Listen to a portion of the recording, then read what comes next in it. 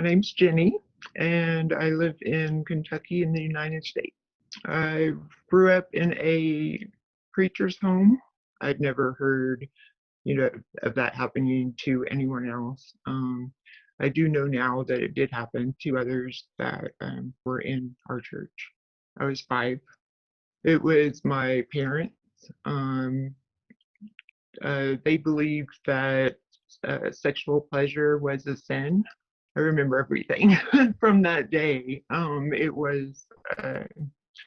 we were actually put on a plane and told we were going. It was, they didn't go with us. We had a lady travel with us, and she wasn't in our church, so I didn't recognize her. So she was somebody I didn't know.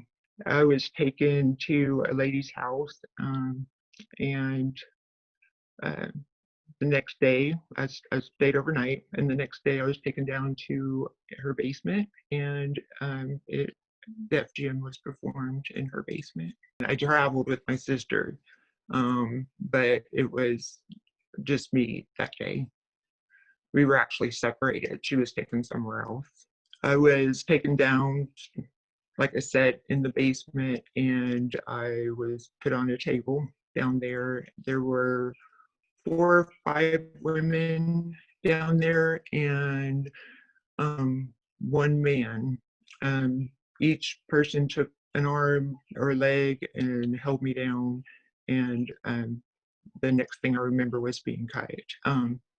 It At that point, the pain was too great, and I just went somewhere safer in my mind.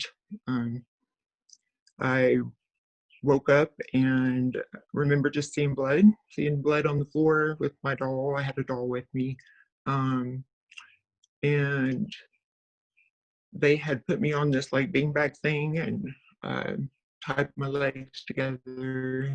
And I just remember being really sick. Based on the types that I've learned, I would say I was between a type 2 and a type 3. They removed the clitoris and the inner labia and then sewed up the outer labia.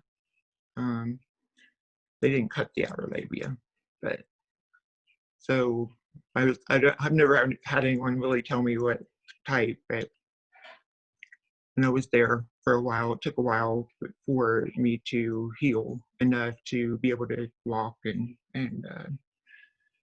I spent the whole time worrying about whether I was going to see my family again.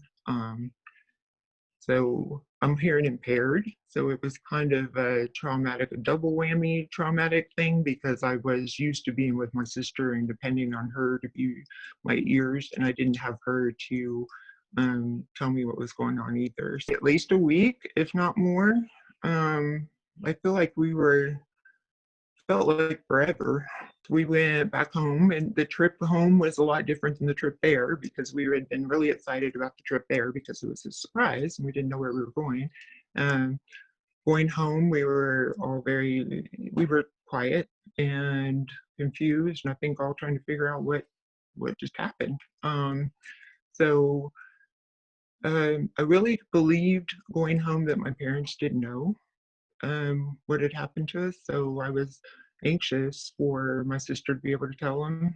I wasn't talking yet at that time, so I was anxious for her to tell them that we were separated and what happened with us. And when we got home, my mom had made a cake, and she never cooked, so she didn't make cake. So that was unusual for her.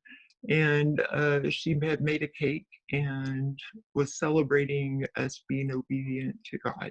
And that was upsetting at that moment because I realized that they knew what was happening to us. My mom told us that day that it would be a sin to ever talk about what happened to us. So we never did after that day. I mean, I had tried recently, like in the last year or two, I've tried to have a conversation with her, and she won't even discuss it. Physically, I had pain all the time. Of course, at 5, you don't understand that. You don't understand what's happened with your body. I couldn't go to the bathroom. I couldn't completely empty my bladder, so I was constantly going to the bathroom. I was afraid, I'd been violated and wondered, when that would happen again. And I think that I had that most of my life from that point on, being fearful and having nightmares and flashbacks and um, not being able to talk about it, not being able to tell anybody what I was afraid of. We had a federal law here in the United States that they brought a case before the court and they didn't uphold that law and said it was unconstitutional, and said that it was something that needed to be handled at a state level. So that made me look to see if Kentucky had a law, and I realized that we didn't.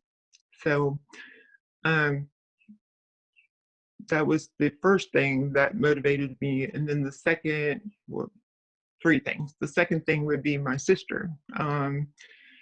My sister lost her life 5 years ago. She had struggled with addiction through her life, and I think a lot of that was the silence and not being able to talk about it. When it took her life, I realized, the silence took her life.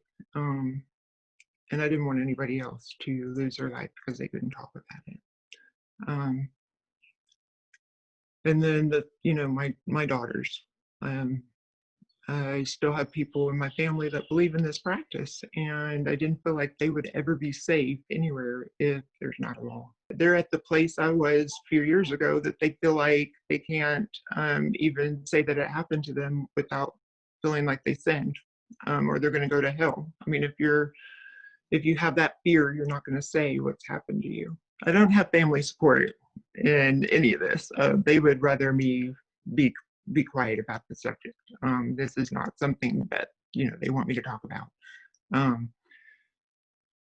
I've had a lot of friends come alongside me and be with me to testify and to share the story, and that has been a blessing. But for the most part in this community, people don't even know what it is. They don't understand it. So whenever I try to share the story, I usually have to start by even saying what it is and explaining it. Even medical, when I've gone to the doctors don't ever say anything. I had 6 kids, so I went to a lot of OB doctors, and it wasn't until my fifth OB doctor that somebody asked me what happened. She just asked me what happened, and at that point, I was still thinking it was a sin to talk about. So I had a very difficult time answering her and not feeling like I was, breaking some rule. So it took her a while to build trust with me and to realize, and she kept saying, what's been done to you is not normal. And I think that was, I needed to hear that too. I think because I thought if you don't talk about it, you assume everyone around you has had the same thing done. So she was one of the first ones that made me really aware that this didn't happen to everyone. Mixture of sadness and anger. I have never sexually been with someone that was, and I'm married, so I've only been with him, but it was always painful. It was always felt like torture. So it was never something that, it was a chore. It was never something that was enjoyed. He has the same beliefs that my parents did. For him, it was about control. So I think he saw FGM as a way to control a woman's sexuality and to, I'm not going to cheat if it's painful.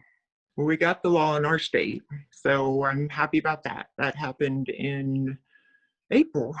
I want it in every state. We still have 12 more states that need a law, because what can happen to anyone that's at risk of having this done is that they can be transported to that state where there isn't a law.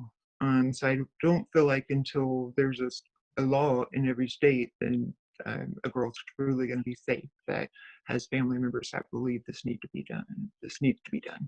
I also think without a law, people that are growing up like I did, and growing up in being told that this is normal, and being told that, and they believe that this happens to everyone, they're not going to know that it doesn't happen to everyone until they hear that there's a law. I think it's real important as a deterrent. I think for the people that believe in this practice, they need something in place to maybe deter them from doing it. And at least stop and think if they're willing to pay the consequences for breaking that law. And then I know that there's a lot of women. I know of one woman that did have her daughters cut, and she lives without regret every day. I think a law would have given her an out. I think she would have been able to say, I can't do this because it's against the law. My faith hasn't changed. I've always believed in God and believed that God loved me. But how I view God has changed. I saw God as not, I thought God didn't love women the same way he loved men. So I think we have a long way to go here about educating and people understanding what this is and the effects it has on people.